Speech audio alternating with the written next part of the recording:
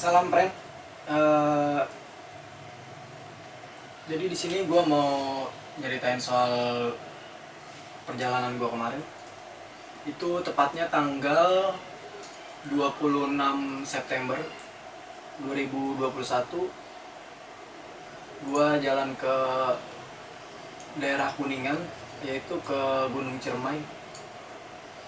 Gue mau sedikit bahas ini, cerita tentang Gunung Ciremai. Mungkin buat kalian ini bisa bermanfaat untuk bahan evaluasi yang mau naik Gunung Ciremai di era sekarang ya, di peraturan-peraturannya yang baru.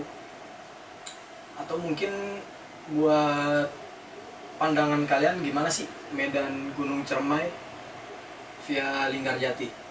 Ini dia, Gunung Ciremai via Linggarjati, hadapi sekuat hati.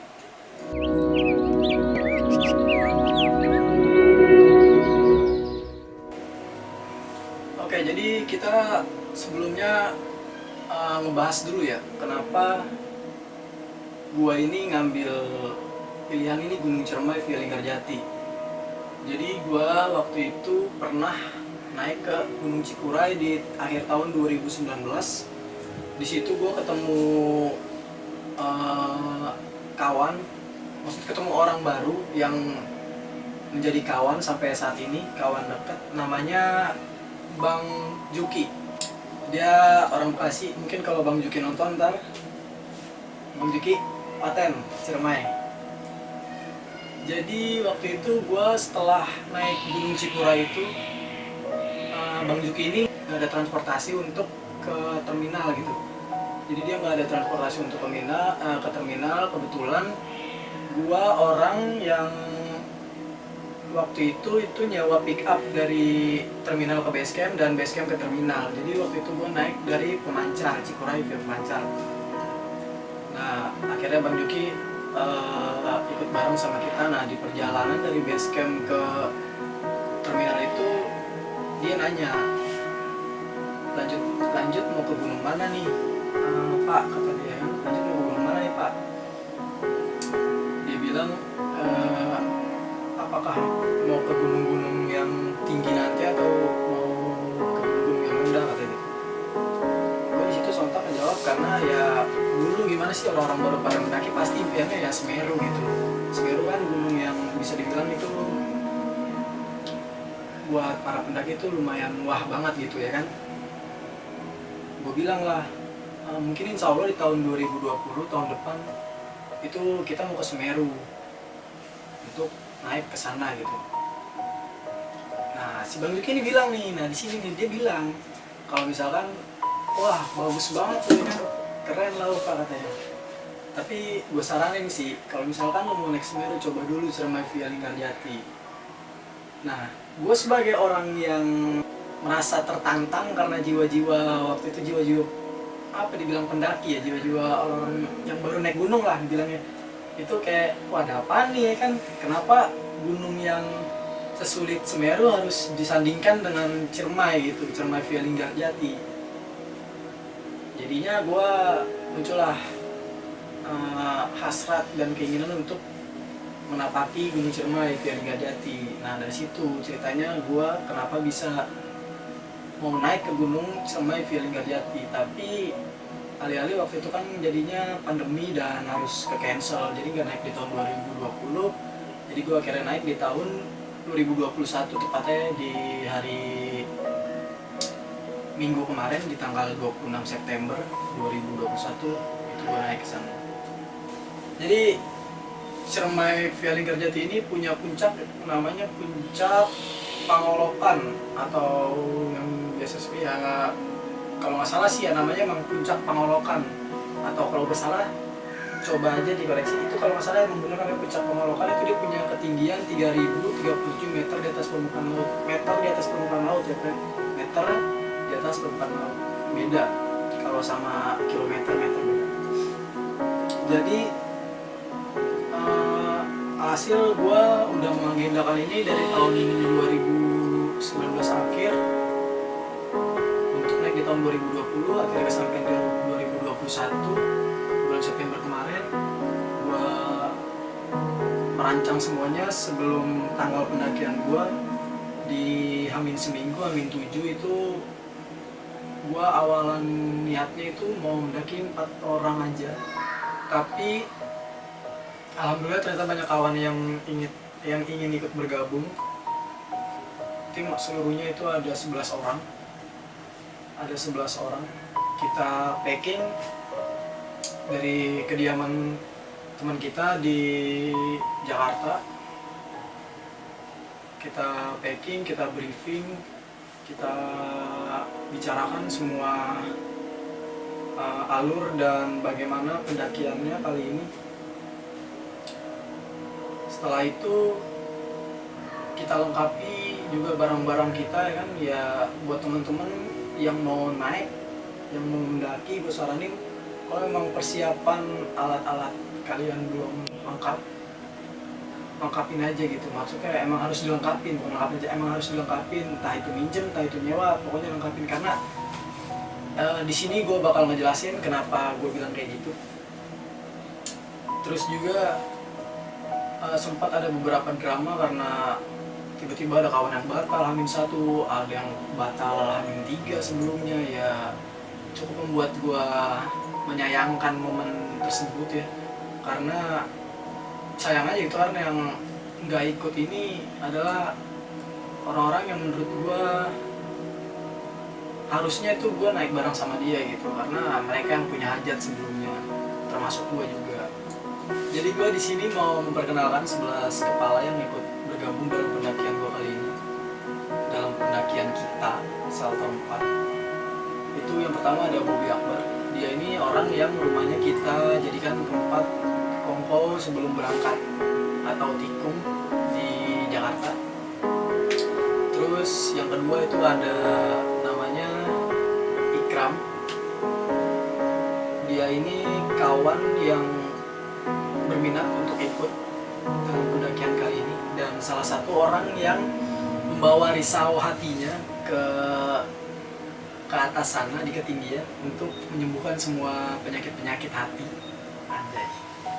Terus yang ketiga itu ada temannya Ikram, Ai. Dia ikut bergabung untuk menemani Ikram, sang kawan. Ada Madon juga, sama seperti Ai, dia temannya Ikram. Dia bergabung untuk mencoba pendakian pertamanya di Gunung Cermai via Linggarjati, atap Jawa Barat. Terus tadi ada siapa tuh? Bobby, Ikram, Ai, Madon. Terus ada Farel. Farel ini sendiri kawan gue waktu di SMP, dia pernah mendaki juga ke Gunung Gede. Terus ada kawan rumah gue, kawan sohib gue dari TK, bahkan itu Fikri namanya, biasa dipanggil Black Boy. Orang yang selalu menggunakan kata-kata indah saat berbicara. Terus ada kawan gue juga, Pitut. Kalau Pitut ini sendiri adalah kawan gue di SMK. Terus ada kawannya Pitut, 2 orang, namanya Dogol, atau nama aslinya itu biasa dipanggil Ebi, Mas Ebi, sama Mas Parit atau biasa dipanggil Ait.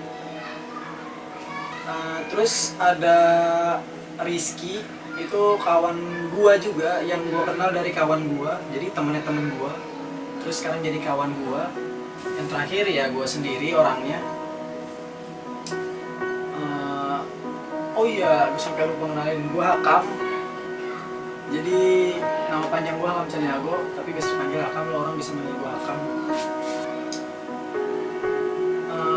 Gua rasa udah disebut semua ya.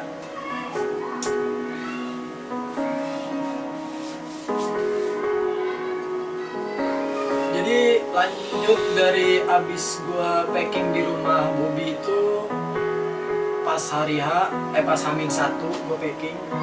Besokannya kita kumpul lagi untuk hari H-nya, hari keberangkatan. Hari keberangkatan kita itu hari Jumat malam Sabtu.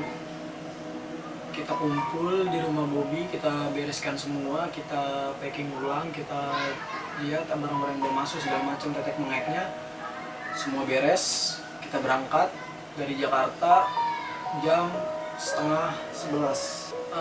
Berangkat dari rumah Bobby jam 10:30, Gue kebetulan karena gue 11 orang, gue nyewa travel. Terus di kisaran kilometer 57 gue berhenti di rest area. Habis itu berhenti sebentar, gue langsung jalan lagi. Nyampe di base camp itu gue sekitar subuh, jam 4:30. Gue udah nyampe di base camp. Ya kayak orang-orang biasa lah. Tapi sebelum nyampe di base camp itu gue belanja dulu ya di pasar ya. Gue belanja di pasar, ya belanja sayuran segala macem lah. Habis itu sebentar doang, habis itu lanjut lagi langsung jalan. Kita kira nyampe di base camp jam 4:30 atau subuh. Habis itu kita istirahat sebentar, ngaso karena lumayan pegel kan di perjalanan, ngaso tiduran ngeliat kondisi base camp yang belum buka waktu itu jam 4:30 itu. Jadi Gunung Ciremai itu belum buka base campnya. Gunung Ciremai Via Linggarjati belum buka base campnya jam 4:30. Dia itu buka jam 7 ya benar. Jam 7 dia berbuka. Jadi gue harus nunggu dulu di base camp ya, sambil kabar-kabaran sama orang-orang pecinta kita ya kan sebelum kita mendaki. Kabar-kabaran sama orang tersayang, kabar-kabaran sama gebetan mungkin, kabar-kabaran sama doi, kawan-kawan di sana ya kan. Bilang kalau kita mendaki, pamitan yang kesekian kalinya. Akhirnya tibalah kita di jam 7. Kira setelah jam 7 kita ngurus segala registrasi. Jadi Ciremai itu dia menerapkan peraturan yang yang gue bilang itu mempermudah kita, karena dia kan harus masuk itu harus, kalau mau mendaki itu kan harus pakai surat kesehatan ya. Jadi di sana itu bisa cek kesehatan di tempat, dan susternya mantap, cakep, keren. Pokoknya lo harus orang kesono dan semoga aja sih dicek sama dia kesehatan. Terus gue daftar, gue urus segala data-data administrasi ya kan. Kelar semua itu, kita udah packing ulang juga. Mau habis nih. Dan kotor-kotor itu tanah buat gue turun, buat di mobil juga. Gue nggak jadi gue gitu ceritanya. Orang kagak kotor bagaimana ceritanya sih? Keril kita nih untuk terakhir, untuk sebelum kita melakukan pendakian nih, keril yang packingan yang bener-bener paten buat dibawa di pundak. Beres packing, kita diskusikan ini mau makan dulu atau mau lanjut dan makan di atas gitu. Kan ada di atas pos itu ada warung gitu. Akhirnya teman-teman mutusin buat makan dulu sebelum pendakian waktu itu. Mahal.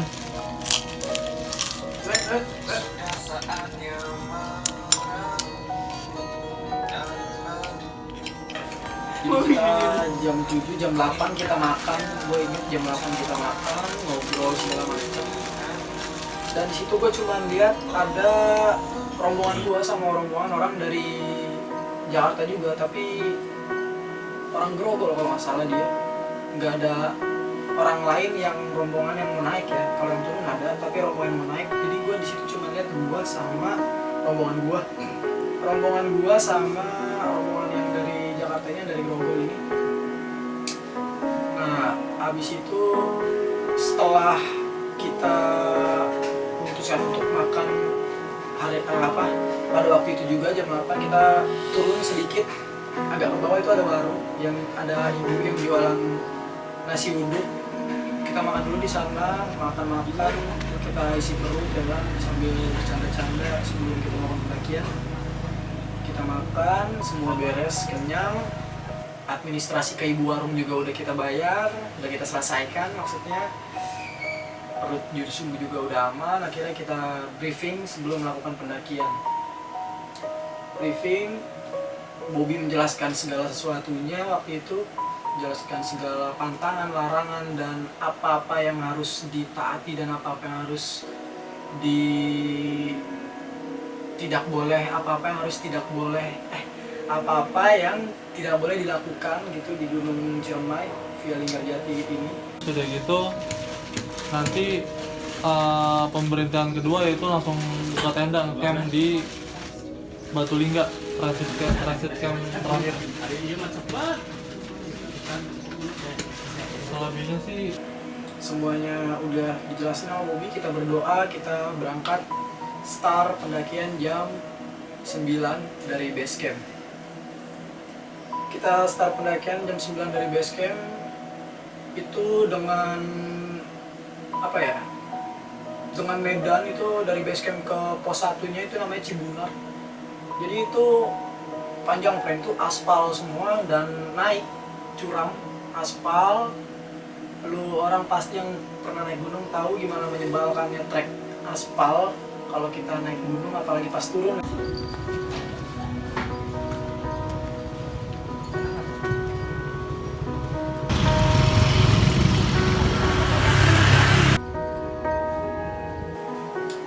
Itu kita jalan dari base camp ke Cibunar, itu ada pemandangan di sekeliling kita itu ladang-ladang warga, kebun-kebun warga. Kita lewati itu, jalan jauh terus masuk ke dalam, terus itu masih didominasi sama ladang-ladang dan kebun warga.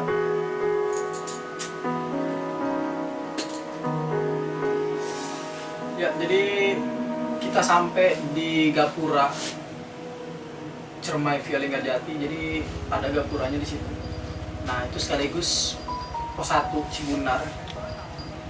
Kita berhenti di sebuah apa tuh namanya, sebuah kayak saung, apa sih namanya, kayak pangkalan gitu. Ternyata itu adalah pangkalan ojek, friend. Jadi kalau misalkan lu orang yang mau naik ke Gunung Cermai Via Linggarjati, karena gue udah ngerasain gimana jalur aspalnya, lebih baik lu naik ojek. Satu, hemat waktu dan bisa mangkas banget waktu, itu emang paling penting. Dan yang kedua, lu orang bisa berbagi lah, maksudnya membantu perekonomian warga sekitar gitu. Lanjut, setelah kita duduk-duduk di pangkalan ojek, itu juga di Cibunar itu adalah pos satu-satunya yang punya mata air yang masih ngalir. Jadi itu pos satu-satunya di Gunung Cermai Via Linggarjati yang masih punya mata air mengalir, mata air paten di situ. Nah, di Gunung Cermai Via Linggarjati ini lu orang nggak bisa plan bawa air itu satu orang 2 liter. Jadi minimal satu orang itu 5 liter airnya. Kalau di Gunung Cermai Via Linggarjati minimal satu orang itu 5 liter. Nah, akhirnya kita memutuskan untuk mengambil air di situ dengan regen yang sebelumnya kita udah beli di bawah, karena kita bawa air itu 11 orang cuman bawa air 16 liter waktu itu. Jadi masih kurang menurut pihak base camp. Akhirnya kita tambahkan pakai regen, kita isi sambil menunggu kawan-kawan juga yang pada istirahat. Gue isi air sama Mas Dogol di sebelah kanan dari Gapura. Nah, di situ juga ada warung. Nah, friend yang mau makan di atas itu bisa juga makan di situ, karena worth it lah menurut gua. Kalau di situ masih worth it, masih the best. Kita beresin semua, kelar ngisi air, kita istirahat sebentar lagi, nggak banyak, nggak lama-lama. Setelah kita beres ngisi air itu kita istirahat, tapi nggak lama-lama karena kita juga harus ngejar waktu untuk naik ke atas. Tapi tetap dengan prinsip gue jalan santai, karena gue orang yang termasuk kalau naik gunung itu lambat. Jadi pejalan-pejalan lambat, kita satu server, dan mohon maaf pejalan-pejalan cepat karena kita lambat. Oke, lanjutannya itu, oh iya, gue lupa ngasih tau, gue tiba di Cibunar itu di pos 1 itu sekitaran jam berapa itu ya waktu itu ya? Jam 9:30 kalau nggak salah. Iya jam 9:30 gue naik gitu. Gue sampai di Cibunar jam 9:30. Habis itu sebentar doang langsung cus lagi, kita jalan ke pos 2 yang namanya itu Lewung Datar. Gue di sini tuh nggak banyak ngambil video yang lama, nggak banyak ngambil take video karena waktu itu baterai dari HP gue kan nggak akan pakai HP. Jadi ini video gue akan pakai HP, itu gue punya HP loh. Terus kita lanjut jalan dari Cibunar ke Lewung Datar.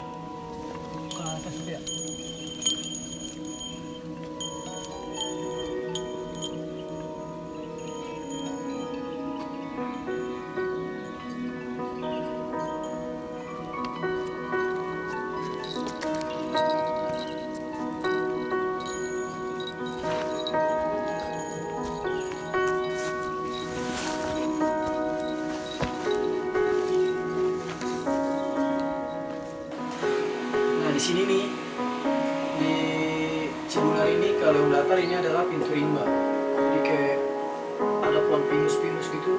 Pokoknya treknya dari Cibunar ke Leung Datar itu pohon pinus, hutan pinus, terus ke sononya agak ke sono gitu lah, semak-semak belukar gitu. Dan treknya sendiri itu masih gue bilang cukup bersahabat ya, karena didominasi sama tanah-tanah yang nggak terlalu menyakitkan ketika kita pijak.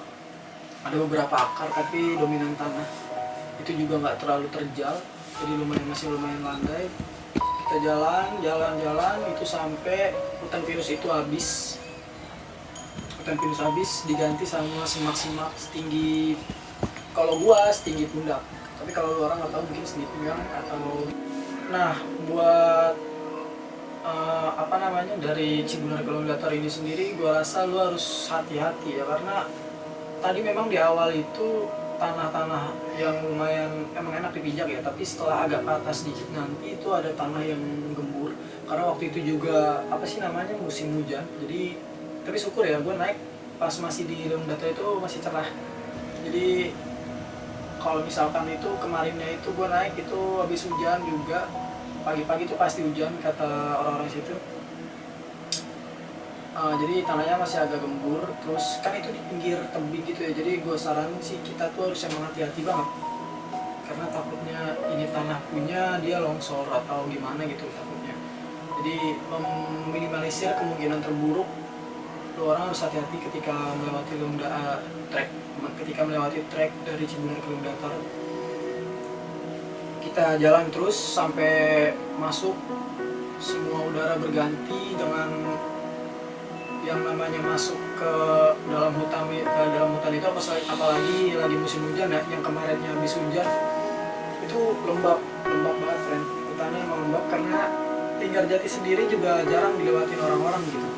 Dari Cibunar ke Leung Datar ini semuanya berjalan normal dan berjalan lancar. Pada akhirnya sampai di Leung Datar itu sekitar pukul 10:30 itu yang namanya nyanyian alam punya si Gunung Ciremai Linggarjati ini, nyanyian alamnya sangat luar biasa friend, karena itu sangat asli banget. Jadi kayak banyak suara burung berkicau yang tadi didominasi sama hutan-hutan pinus sebelumnya, kan itu kayak kita mendengarkan burung itu bernyanyi merdu banget sumpah, sama suara-suara tongret atau suara apa sih itu namanya yang ni gitu. Pokoknya itu keren banget sumpah, itu nenangin banget. Kita nyampe di Leung Datar. Nah di Leung Datar ini gue ngeliat seekor anjing ya. Jadi gue ngeliat seekor anjing di Leung Datar itu lagi rebahan. Ternyata itu anjing adalah penjaga base camp Linggarjati. Jadi dia naik untuk dia kalau iseng tuh dia suka naik ke atas. Nah gue ketemu di Leung Datar, dia lagi santai. Dan gue nggak lama-lama ya di Leung Datar, gue nggak ngopi-ngopi nggak gimana. Pokoknya gue istirahat sejenak kayak megang dengkul doang. Habis itu langsung berangkat lagi. Langsung berangkat lagi ke Kondang Amis. Gue ngajak kawan-kawan gue untuk tetap bergerak, karena yang tadi seperti yang gue bilang di awal, gue ngejar waktu tapi tetap berjalan santai. Gue akhirnya melanjutin ke pos yang namanya Kondang Amis. Setelah Leung Datar jadi ada pos yang namanya Kondang Amis.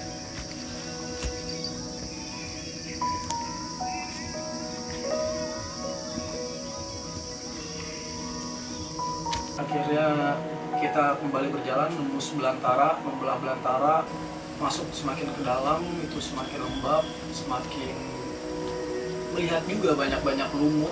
Di sini itu ya kondisi hutannya itu udah berganti dari yang tadinya hutan pinus sama semak belukar, udah ganti jadi pohon-pohon gede, tapi masih ada semak belukarnya masih ada, dan semak belukar itu didominasi sama pohon-pohon tumbuh-tumbuhan berduri. Jadi gue jalan, nah sekitar pukul berapa gitu kan, jam 11:30, sekitar pukul 11:30 itu gue sampai di Kondang Amis. Sorry banget sekali lagi karena kenapa gue singkat banget ngejelasinnya, karena emang gue nggak ngalamin hal-hal apapun gitu, dan alhamdulillah berjalan lancar gitu pendakian kali ini, dan lumayan tepat waktu kala itu ya, pas dari Leung Datar ke Kondang Amis. Itu tepat waktu. Gue nyampe di Kondang Amis itu sekitar pukul setengah 12. Nah seperti biasa gue istirahat tapi nggak lama. Jadi gue kayak sekedar membungkukkan badan, megang dengkul. Tapi kawan gue memang ada yang beberapa yang duduk malumin aja gitu, karena emang energi udah lumayan terkuras karena waktu itu sudah hampir memasuki waktunya makan siang. Setengah 12 friend, udah hampir makan siang ya kan. Dari Kondang Amis ini kita sebenarnya kita udah mulai gelisah nih, karena pas nyampe di Kondang Amis ini tuh kabut itu udah mulai naik. Maksudnya cuaca ini udah mulai labil gitu, entar kabut, entar terang, entar kabut lagi. Itu silih berganti cepet banget gitu, kayak selangnya itu cuma beberapa menit, tiba-tiba kabut, tiba-tiba matahari, tiba-tiba kabut, tiba-tiba matahari gitu. Ya itu hal-hal yang wajar aja sih menurut gua di hutan, karena memang pada dasarnya itu di hutan itu cuaca memang begitu labil gitu, dan memang bisa aja berganti kapan aja tuh sesuka dia. Kayak kaum Hawa di negeri ini suka berganti sikap, suka mereka gitu. Ya, mohon maaf kaum Hawa, tapi memang itu faktanya. Jadi gue udah mulai gelisah di situ karena cuaca udah mulai entar kabut, entar cerah. Nah, gue lanjutin lagi perjalanan kan, karena udah tahu cuaca kayak gitu. Gue lanjutin perjalanan lagi untuk terus menembus Belantara itu, melanjutkan perjalanan ke pos kuburan kuda. Jadi setelah Kondang Amis itu ada pos yang namanya kuburan kuda. Jadi dari Kondang Amis itu kan cuaca udah mulai udah mulai labil ya, udah mulai nggak bersahabat lah gitu. Maksudnya udah ada tanda-tanda ini tuh bakalan hujan gitu. Nah di sini itu gue sebenarnya gelisah karena gue orang tipikal yang kalau misalkan naik gunung itu terus hujan itu membuat semuanya ketar-ketir gitu. Jadi itu gue kayak pasti ya, kalau gue itu kalau hujan itu pasti ketar-ketir. Nggak tahu kenapa, bukan karena dingin ya, tapi kayak entah itu banyak alat yang harus cepet-cepet di kayak di simpen supaya nggak kena si air ini gitu, si air hujan ini. Nah jadi gue khawatir gitu, makanya gue rada-rada enggan kalau naik gunung itu dapat cuaca hujan gitu sebenarnya. Tapi mau gimana kan, kita nggak tahu, namanya naik gunung ya toh ya itu cuacanya ya kayak gitu. Kita cuma bisa mempersiapkan semuanya sematang-matang mungkin gitu. Jadi gitu, kita itu kalau misalkan dari Kondang Amis ke Bogor itu kita kayak melipir ke jurang, terus masuk ke dalam hutan lagi, kayak melipir lagi ke jurang, masuk ke dalam hutan gitu lah. Pokoknya jalurnya ada jalur evakuasi juga. Nah di situ tuh gue saranin untuk lu orang itu pasti di situ lu ngeliat plakat oranye. Nah gue saranin itu lu untuk ikutin itu plakat oranye, karena jangan sampai malu masuk ke jalur evakuasi, karena itu memang meskipun itu jalur evakuasi tapi itu tidak disarankan untuk pendakian gitu. Maksudnya itu hanya untuk orang-orang yang memang tahu medan, yang sudah hafal medan dan mengerti medan gitu, medan di gunung tersebut. Jadi trek didominasi sama akar, pohon-pohonan gede, pohon-pohonan besar berlumut. Itu masuk dalam belantara itu sangat lembab karena melihat dari lumut yang sangat mendominasi di sisi-sisi pohon ya. Udah gitu di bawah-bawah itu banyak semak belukar berduri. Itu wah, berduri, itu benar-benar duri. Jadi kayak lu harus hati-hati banget, karena lu kesenggol dikit itu bisa fatal gitu. Apalagi lu nyenggol terus lu nggak sengaja kayak pas kesenggol tarik gitu tangan lu ya kan, itu bakalan kacau semua. Dan gue di sini sangat menyarankan lu tidak mendaki menggunakan celana pendek karena itu tadi semak belukar berduri itu. Dan pada akhirnya di sini langit mulai menangis dan lupa ruahkan semuanya. Air hujan pun turun. Mau, gue mau action nih.